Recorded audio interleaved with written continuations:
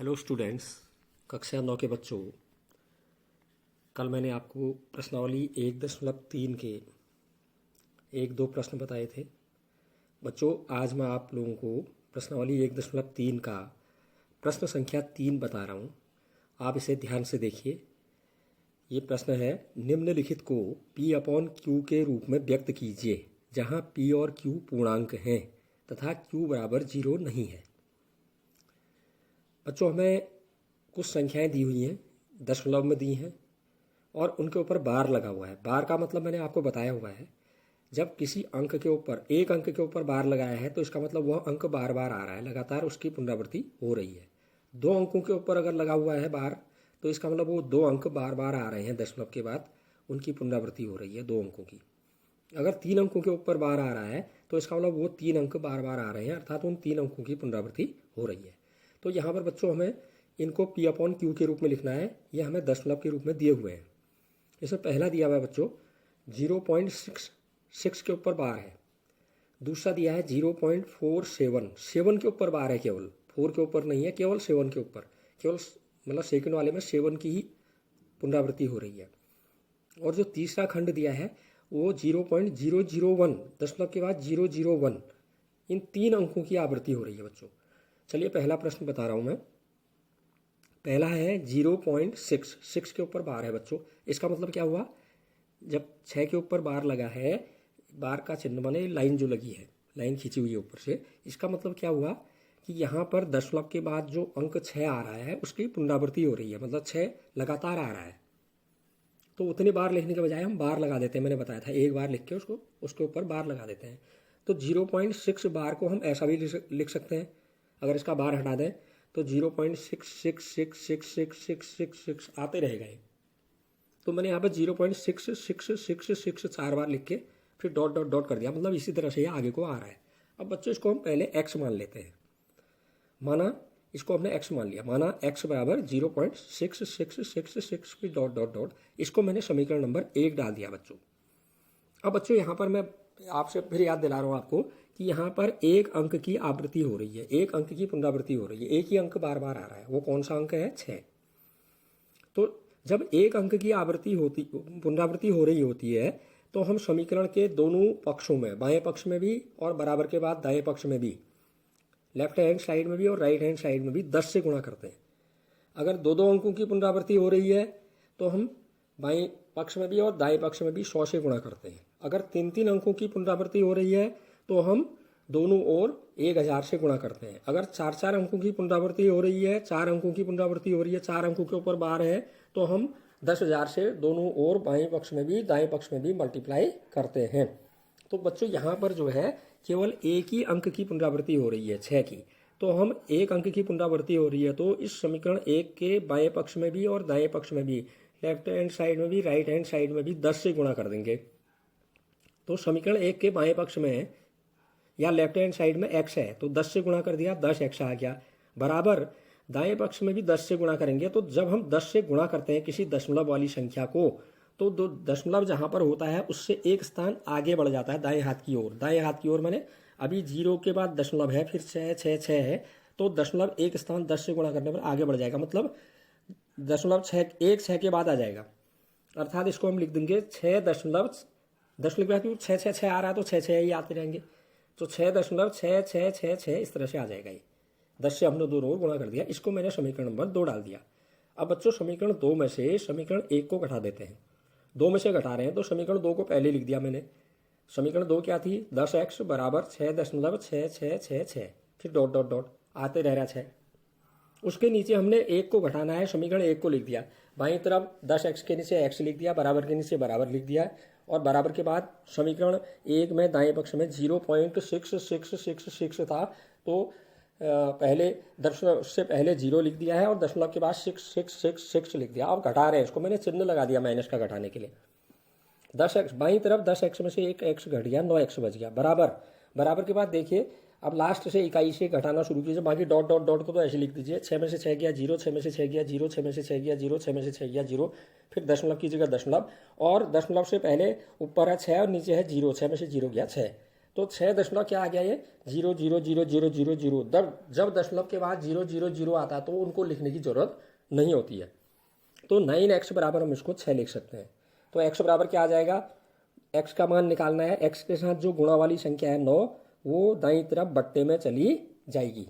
ठीक है, तो x बराबर क्या आ जाएगा 6/9।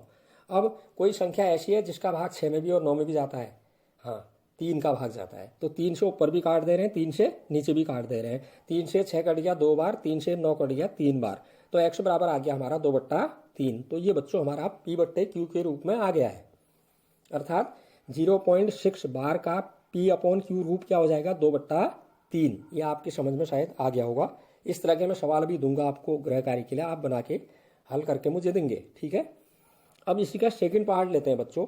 सेकंड पार्ट में 0.47 के ऊपर बार है, केवल एक ही अंक में बार है, हाँ ये ध्यान देना आप, केवल 7 जो अंक है उसके ऊपर ही बार लगा हुआ है, अतः यहाँ पर केवल एक अंक माने 7 की पुनरावृत्ति हो रही है। तो अगर हम इसका बार हटा दें तो इसका मतलब 4 के बाद 7 बार बार बार आएगा लगातार, मतलब बार बार माने लगातार आएगा। तो इसको हम ऐसा भी लिख सकते हैं 0.44 को तो एक ही बार लिखेंगे क्योंकि 4 के ऊपर बार नहीं है, 7 के ऊपर बार है तो 7 7 7 इस तरह से आते जाएगा, फिर डॉट डॉट डॉट लगा दिया, 7 आते रहेंगे क्योंकि 7 के ऊपर बार है केवल।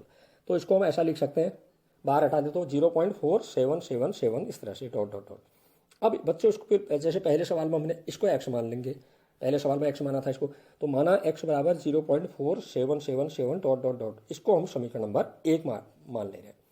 अब बच्चों मैंने कहा कि एक अंक की अगर पुनरावृत्ति हो रही है तो हम बाएं पक्ष में भी और दाएं पक्ष में भी 10 से गुणा करते हैं, तो यहाँ भी केवल एक ही अंक की पुनरावृत्ति हो रही है, तो समीकरण 1 के बाएं पक्ष को भी और दाएं पक्ष को भी हम 10 से गुणा कर दे रहे हैं। तो बाईं तरफ x था, 10 से गुणा किया 10x हो गया, बराबर दाईं तरफ जब आप 10 से गुणा करोगे, मैंने बताया 10 से गुणा करने पर दशमलव जहां पर होता है उससे एक स्थान दाईं ओर बढ़ जाता है, दाएं हाथ की ओर, तो 4 के बाद दशमलव आ जाएगा, और 4 के बाद जब दशमलव आएगा तो उसके बाद क्या है, 4 के बाद 7 7 7 7 इस तरह से आते जाएगा। तो ये 10x बराबर आ जाएगा 4.7777 डॉट डॉट डॉट इस तरह से आते जाएगा 7। ठीक है, इसको समीकरण 2 डाल दिया हमने बच्चों। अब बच्चों उसी तरह से जैसे पहले भाग में किया था हमने, उसी तरह से यहाँ भी समीकरण 2 में से समीकरण 1 को घटा देते हैं। ठीक है, तो समीकरण 2 में से घटा रहे हैं तो 2 को पहले लिख दिया मैंने, 10x बराबर 4.7777 फिर डॉट डॉट डॉट। अब उसमें से समीकरण 1 को घटा रहे तो 1 को उसके नीचे लिख दिया, बाईं तरफ 10x के नीचे x, बराबर के नीचे बराबर, बराबर के बाद 0.4777 डॉट डॉट डॉट इस तरह से। अब घटाएंगे बाईं तरफ, 10x में से एक x कम हुआ, 9x बच गया बाईं ओर, बराबर के नीचे बराबर आ गया। अब दाईं तरफ घटाएंगे आप, इकाई के अंक से घटाना शुरू कीजिए, डॉट डॉट डॉट ऐसे लिख दिए, 7 में से 7 गया 0, 7 में से 7 गया 0, 7 में से 7 गया 0, अब 7 में से 4 गया 3, फिर दशमलव के नीचे दशमलव, और दशमलव से पहले 4 में से 0 गया 4, तो यह आ गया 9x बराबर 4.3000 इस तरह से आते जाएगा 0 पीछे, है ना। तो हम 0 को लिखना छोड़ देंगे, दशमलव के बाद जब कोई संख्या आती है उसके बाद 0 है तो हम उसको छोड़ देंगे, है ना। तो यह आ गया 9x बराबर 4.3। अब हम x का मान निकाल रहे हैं तो x के साथ जो गुणा वाली संख्या हो दाईं तरफ बट्टे में जाएगी, तो x बराबर आ गया 4.3/9। ठीक है, अब बच्चों यहाँ पर देखिए अभी ये दशमलव नहीं हट पाया है, दशमलव रह रहा है। अब दशमलव एक स्थान पहले लगा हुआ है, तो ऐसे में दशमलव हटाने के लिए हम क्या करेंगे, 10 से अंश को भी गुणा कर दे रहे हैं, 10 से हर को भी गुणा कर दे रहे हैं। एक स्थान पहले अगर दशमलव है, 2 स्थान पहले होता तो 100 से गुणा करते हैं, ऊपर भी नीचे भी, है ना। तो 4.3 को भी हमने 10 से गुणा किया और बट्टे में 9 को भी हमने 10 से गुणा करेंगे, जो काम करेंगे अंश और हर दोनों में करना पड़ेगा। ठीक है, तो 4.3 को आप जब 10 से गुणा करेंगे, मैंने बताया आपको जब हम 10 से 100 से 1000 से 10,000 से 1 लाख से गुणा करते हैं तो संख्या वही आती है जिसको हम गुणा कर रहे हैं। सिर्फ दशमलव अगर 10 से गुणा कर रहे हैं, एक स्थान दाईं ओर खिसक जाता है, 100 से गुणा कर रहे हैं 2 स्थान दाईं ओर खिसक जाता है, अगर 1000 से गुणा कर रहे हैं तो दशमलव 3 स्थान आगे खिसक जाता है। अब यहाँ पर बच्चों 4.3 को 10 से गुणा करेंगे तो दशमलव 1 स्थान दाईं हाथ की ओर आ जाएगा, 3 के बाद आ जाएगा, और 3 के बाद कोई अंक ही नहीं है तो पूरा 43 आ गया है, 43। तो ऊपर आ गया 43, बट्टे में 9 से 10 गुणा हुआ 90, तो x का मान आ गया 43/90। अब दशमलव हट गया इसका, तो यह आ गया p/q के रूप में, अर्थात 0.477 के ऊपर बार है का p/q रूप क्या हो जाएगा, 43/90। अब इसका ही थर्ड पार्ट देखिए, 0.001 में दशमलव के बाद 3 अंकों की आवृत्ति हो रही है, देख लीजिए आप, 001 इन तीनों के ऊपर बार लगा हुआ है। इसका मतलब ये तीनों अंक 0 और 1 दशमलव के बाद ये तीनों अंकों की पुनरावृत्ति हो रही है। इसका मतलब ये तीन अंक बार बार आ रहे हैं। तो इसको हम अगर इसका बार हटा दें तो कैसे लिख सकते हैं? 0.001 फिर 001 फिर 001 फिर 001 इस तरह से लिख सकते हैं। फिर डॉट डॉट डॉट ये आते रहेगा क्योंकि पुनरावृत्ति हो रही है उतने अंकों की। तो इसको हम x मान लेंगे, पहले और दूसरे खंड में किया तो माना x बराबर 0.001 फिर 001 फिर डॉट डॉट डॉट। इसको हमने समीकरण नंबर 1 मान लिया। अब बच्चों यहाँ पर कितने अंकों की पुनरावृत्ति हो रही है? 3 अंकों की। मैंने आपको बताया था अब अगर एक ही अंक की पुनरावृत्ति हो रही है तो 10 से गुणा करते हैं दोनों ओर, और 2 अंकों की पुनरावृत्ति हो रही है तो 100 से गुणा करते हैं दोनों ओर। 3 अंकों की पुनरावृत्ति हो रही है तो 1000 से गुणा करेंगे दोनों ओर। अगर 4 अंकों की पुनरावृत्ति होगी तो 10,000 से गुणा करेंगे दोनों ओर। ठीक है, तो यहाँ पर जो हमने x मान लिया, इसको पहले तो x बराबर क्या मान लिया हमने? 0.001001 फिर डॉट डॉट डॉट। इसको समीकरण 1 डाल दिया। अब बच्चों कितने अंकों की पुनरावृत्ति हो रही है? 3 अंकों की पुनरावृत्ति हो रही है। तो हम समीकरण 1 के बाएं पक्ष को भी दाएं पक्ष को भी दोनों पक्षों को 1000 से गुणा कर देंगे। 3 अंकों की पुनरावृत्ति हो रही है इसलिए 1000 से गुणा। तो गुणा कर दीजिए बाईं तरफ, x को गुणा करेंगे 1000 से तो 1000x आएगा बराबर। अब 1000 से यहाँ गुणा करेंगे आप। मैंने आपको बताया जब हम 10 से गुणा करते हैं किसी दशमलव वाली संख्या को तो दशमलव एक स्थान दाईं ओर आगे खिसक जाता है। 100 से गुणा करते हैं तो 2 स्थान आगे खिसक जाता है। 1000 से गुणा करेंगे तो कितने स्थान दाईं ओर खिसकेगा? 3 स्थान। अब दशमलव x में देखिए दाईं तरफ 0.001 3 स्थान आगे बढ़िए तो 0 और 1 के बाद दशमलव आ जाएगा। ठीक है, तो 1000 से गुणा करके ये क्या आ जाएगा? 1 दशमलव। अब हमने 1 के बाद दशमलव लगा दिया तो उससे पहले के 0 नहीं लिखेंगे हम, उनका कोई महत्व नहीं है। तो 1 दशमलव फिर क्या है आ जाएगा 001 फिर 001 फिर 001 ये आते रहेंगे क्योंकि 001 रिपीट हो रहा है, बार बार उसकी पुनरावृत्ति हो रही है। तो 1000 से गुणा करके आ गया 1000x बराबर 1.001001 डॉट डॉट डॉट। ये समीकरण नंबर 2 डाल दिया हमने। अब बच्चों वही करना है, समीकरण 2 में से समीकरण 1 को घटा दीजिए। पहले समीकरण 2 में से घटा रहे तो समीकरण 2 को पहले लिख दिया मैंने। 1000x बराबर 1.001001 डॉट डॉट डॉट। इसमें से समीकरण 1 को घटा रहे हम तो इसके नीचे समीकरण 1 लिख देंगे। 1000x के नीचे x लिख दिया, बराबर के नीचे बराबर लिख दिया और बराबर के बाद 0.001001। ठीक है, फिर लाइन खींच के मैं माइनस दिखा रखा है इसमें घटाने के लिए। अब इकाई के अंक से घटना शुरू कीजिए। डॉट डॉट डॉट तो ऐसे आगे 1 में से 1 गया, 0 0 में से 0 गया, 0 0 में से 0 गया, 0 1 में से 1 गया, 0 0 में से 0 गया, 0 0 में से 0 गया, 0 और दशमलव से पहले वाले में ऊपर 1 है, नीचे दशमलव से पहले 0 है, 1 में से 0 गया 1। तो ये क्या आ गया हमारा? बाईं तरफ तो हमारा 1000x में से 1 x घटा कितने आ गए? 999x बराबर 1.00000। अब दशमलव के बाद सब 0 ही आ रहे हैं तो दशमलव के बाद सब 0 आ रहे हैं तो हम 0 को नहीं लिखेंगे। तो 999x बराबर 1 आ गया, इसलिए x बराबर क्या हो जाएगा? जो x के साथ गुणा वाली संख्या है 999 वो दाईं तरफ बट्टे में आ जाएगी। तो x बराबर 1/999। अब यह आ गया p/q के रूप में। तो इसका मतलब 0.001 इसके ऊपर बार लगाया 001 के ऊपर, कहा p/q रूप क्या होगा? 1/999। तो बच्चों अब मैं एक अगला सवाल बता रहा हूँ। इसमें फिर इनको अब मैं इस तरह के सवाल आपको हल करने के लिए भी दूंगा और आप उनको हल करके गृह कार्य जो मैं दूंगा उसको हल करके ग्रुप में शेयर करेंगे बना करके कॉपी में। ठीक है, उसकी फ़ोटो सेंड करेंगे। ठीक है, मैं उनको चेक करूँगा। अब मैं चौथा सवाल बता रहा हूँ बच्चों आपको। चौथा सवाल देखिए आप क्या है। ये लिखा है इसने 0.99999 फिर डॉट डॉट डॉट डॉट को p/q के रूप में व्यक्त कीजिए। क्या आप अपने उत्तर से आश्चर्यचकित हैं? अपने अध्यापक और कक्षा के सहयोगियों के साथ उत्तर की सार्थकता पर चर्चा कीजिए। तो बच्चों यहाँ पर जो हमें संख्या दे रखी है दशमलव वाली, यहाँ बार नहीं लगा है, आप देखिए ध्यान से। ये लिखा है 0.99999 आते जा रहा है, मतलब डॉट डॉट डॉट मैंने 99 आते जा रहा है। तो इसका मतलब 9 बार बार आ रहा है, 9 की पुनरावृत्ति हो रही है ना।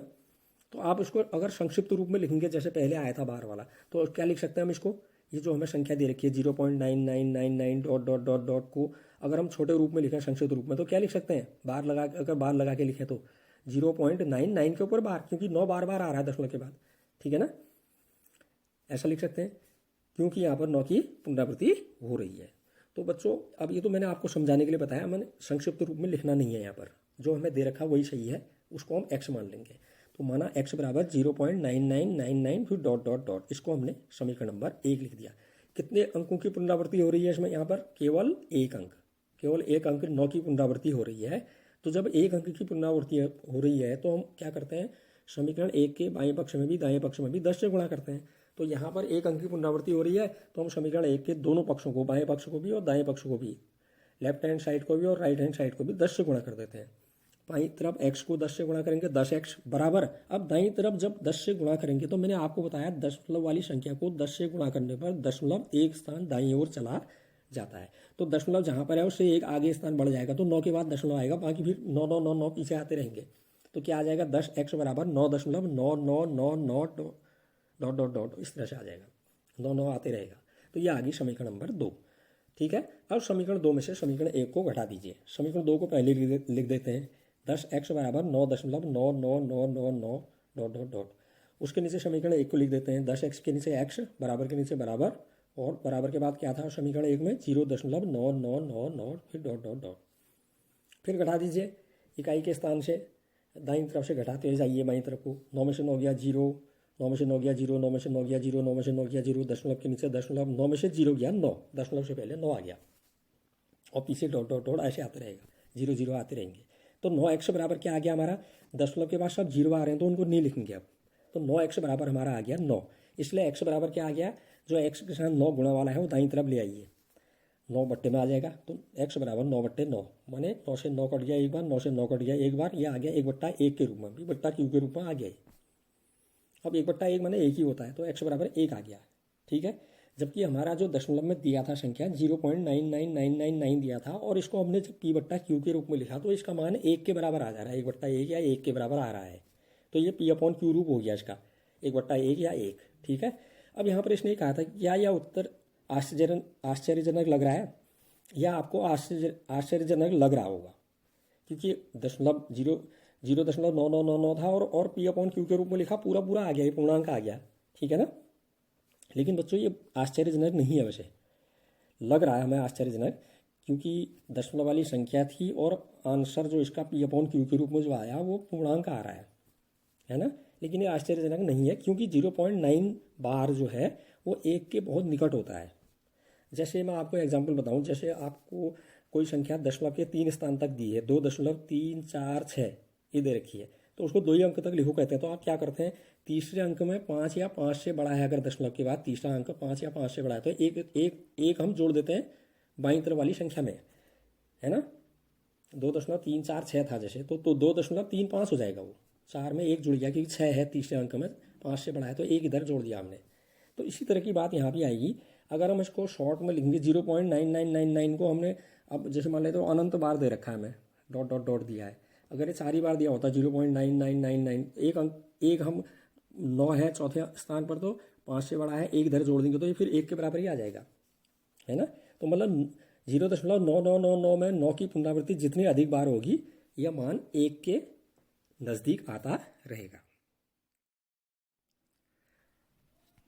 अब बच्चों मैं आपको जो मैंने आपको बताए हैं सवाल, उनसे संबंधित आपको गृह कार्य दे रहा हूँ। तो आप इन क्या करेंगे, जो प्रश्न मैं दे रहा हूँ बहुत कम दे रहा हूँ, ज़्यादा नहीं दे रहा हूँ, इनको आप कॉपी में हल करेंगे साफ सुथरा ढंग से, स्वच्छता से, और उसके बाद इनकी फ़ोटो खींच करके ग्रुप में सेंड करके मैं उन्हें चेक करूँगा। और बच्चों स्कूल खुलने के बाद जो आपने गृह कार्य किया मैं उनको देखूँगा भी, और उसके मार्क्स भी आपको मिलेंगे। ठीक है, तो ये पहला प्रश्न दे रहा हूँ बच्चों में, निम्नलिखित का दशमलव प्रसार ज्ञात कीजिए तथा बताइए कि इनके दशमलव प्रसार शांत हैं या अशांत आवर्ती। मैंने कुछ आपको दे रखे हैं, जैसे पहला 1/8, फिर दूसरा 4/9, फिर तीसरा 2/15, फिर चौथा 22/13। आप क्या करेंगे, हर से अंश को भाग दे देंगे, नीचे वाले से ऊपर वाले को भाग देंगे, और जब भाग देके आपका पूरा पूरा भाग चला जाता है, शेषफल लास्ट में 0 आता है, तो हम कह देंगे दशमलव में इतना आ रहा भागफल और यह दशमलव प्रसार शांत है। और अगर आप हर से अंश को भाग दे रहे हैं और भागफल जो है खत्म हो ही नहीं रहा है, भाग जाते जा रहा है, शेष बचते जा रहा है, और कोई अंक बार बार आ रहा है, तब हम कहेंगे दशमलव में इतना आ गया है, और फिर डॉट डॉट लगा देंगे उसके पीछे कोई अंक बार बार आ रहा है जो, और लिख देंगे इसका दशमलव प्रसार अशांत आवर्ती है। तो इसी बच्चों एक दूसरा सवाल और दे रहा हूँ, जो अभी अभी मैंने सवाल बताए हैं आपको, निम्नलिखित को p/q के रूप में व्यक्त कीजिए। अभी अभी बताए हैं मैंने, ठीक है ना। तो पहला दिया मैंने 0.3737 के ऊपर बार, और दूसरा दिया है 0.44 के ऊपर बार। अब मैंने बच्चों अभी बताया है आपको, अगर जैसे मैंने पहले वाले में 0.37 के ऊपर बार है, 3 और 7 दोनों के ऊपर बार है, इसका मतलब यहाँ 2 अंकों की पुनरावृत्ति हो रही है। तो पहले तो आप इसका बार हटा के कैसे लिख लेंगे, इसको 0.373737 आते रहेगा, उसको x मान लेंगे, समीकरण 1 डाल देंगे। अब दोनों पक्षों को किससे गुणा करेंगे, दो अंकों की पुनरावृत्ति हो रही है, 100 से गुणा करेंगे, बाईं तरफ भी दाईं तरफ भी, वो समीकरण 2 आ जाएगी। फिर समीकरण 2 में से 1 को घटा के फिर आप हल करके आपका ये P/Q के रूप में आ जाएगा। ऐसी सेकंड पार्ट है जो 0.44 के ऊपर बार है, एक ही अंक की पुनरावृत्ति हो रही, केवल 4 के ऊपर बार लगा हुआ है, तो 0.4444 आ जाएगा, इसको x मान लेंगे आप। अब एक ही अंक की पुनरावृत्ति हो रही है, दोनों पक्षों को 10 से गुणा करेंगे, फिर वो समीकरण 2 आ जाएगी। 2 में से 1 को घटा के फिर आप इसको P/Q के रूप में लिखेंगे। तो बच्चों एक चीज़ और है, आगे के जो सवाल बताऊंगा उससे संबंधित मैं एक जानकारी दे रहा हूँ आपको। ये अभी ऊपर वाले सवाल इसके आधार पर नहीं करने हैं। अगर कोई परिमेय संख्या आप जानते हैं, उसको हम P/Q के रूप में लिखते हैं। वहाँ पर अंश की जगह P है और हर की जगह Q है। जैसे 3/5 कहा मैंने, तो वहाँ पर अंश 3 है और हर 5 है। तो बच्चों यहाँ पर हम क्या करते हैं, जो हर में संख्या है, जैसे यहाँ Q है अभी P/Q में, उसके अभाज्य गुणनखंड कर देते हैं हम, प्राइम फैक्टर्स कर देते हैं। अगर वो अभाज्य गुणनखंड केवल 2 के रूप में आते हैं, 2 गुणा 2 गुणा 2 गुणा इस तरह से, या 5 के ही रूप में आते हैं, 5 गुणा 5 गुणा 5 के रूप में, या 2 और 5 दोनों के रूप में आ रहे हैं, 2 गुणा 2 गुणा 2 गुणा 5 गुणा 5 इस तरह से आ रहे हैं, मतलब 2 की घात और 5 की घात के रूप में आ रहे हैं, या तो 2 की घात के रूप में, या 5 की घात के रूप में, या 2 और 5 की घातों के गुणनफल के रूप में प्राप्त होते हैं, तो उस परिमेय संख्या का दशमलव प्रसार हमेशा शांत होता है। और यदि हम Q के अभाज्य गुणनखंड कर रहे हैं, तो मान लेते हैं वहाँ 2 भी आया, 5 भी आया, और कोई अन्य गुणनखंड आ जा रहा है, अभाज्य गुणनखंड 3 आ गया, 7 आ गया, 13 आ गया, 11 आ गया, कोई अन्य कोई संख्या आ गई, तो उसका दशमलव प्रसार हमेशा अशांत आवर्ती होता है। ये ध्यान दीजिए आप। जैसे मैं उदाहरण एक बता रहा हूँ, यहाँ पर 7/10 लिया मैंने, तो यहाँ Q कितना है देखिए, ऊपर P के तो कोई गुणनखंड नहीं है, अभाज्य है वो। 10 के जो Q है, Q की जगह 10 है, P/Q में Q की जगह यहाँ हर में 10 है, तो 10 के अभाज्य गुणनखंड आप करेंगे, 2 गुणा 5 आ रहे हैं, तो 2 भी आ रहा है, 5 भी आ रहा है, ठीक है ना। तो इसका मतलब इसका दशमलव प्रसार शांत होगा। अब मैं एक उदाहरण और बता रहा हूँ, 27/600 है जैसे, तो यहाँ पर P जो है अंश P की जगह 27 है और हर Q की जगह क्या है, यहाँ पर 600 है। तो बच्चों यहाँ पर हमें अंश और हर दोनों के गुणनखंड करने पड़ रहे हैं। क्यों? क्योंकि 27 के जब हम गुणनखंड करते हैं, अभाज्य गुणनखंड 3 गुणा 3 गुणा 3 आते हैं, और नीचे 600 के आप गुणनखंड करेंगे, क्या आएंगे, वो 2 गुणा 2 गुणा 2 के रूप में भी आएंगे, 3 भी आएगा उसमें, है ना, 5 भी आएगा। तो आप क्या करेंगे, अब 3 नीचे भी आ रहा है, हर में 3 ऊपर भी आ रहा है, तो 3 से 3 कट हो जाएगा आपका। अब आपके जो हर के गुणनखंड है वो केवल 2 और 5 के रूप में बच जाएंगे। अब इसमें 3 नहीं रहा, कट गया वो, इसलिए यह भी एक शांत दशमलव है। तो बच्चों ये मैं बाद में बताऊंगा ऐसे सवाल, लेकिन आप इन गृह कार्यों को और ये सब इसको समझिए आप, जो मैंने बताया है आज, और एक गृह कार्य बना के जरूर दिखाइए। ठीक, थैंक यू।